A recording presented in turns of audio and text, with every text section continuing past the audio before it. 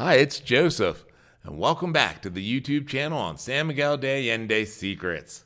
As always, if you need more information, in the descriptive box below there are links to various websites, including Amazon.com, if you wish to purchase any of the best-selling books in the series, San Miguel de Allende Secrets. Today let's talk about Halloween. Frequently on my tours, foreigners ask, Day to Dead, that's Mexican Halloween, right? They occur the same time of year, but the history and purpose for each are vastly different. That said, despite the wonderful traditions of Day of the Dead, Mexican children have adopted the concept of Halloween and trick-or-treat. Expect to see kids running around with small plastic jack-o'-lanterns and chiming Halloween in their request for treats. If you plan to go on the streets on October 31st or the next several days, take along a good supply of candy.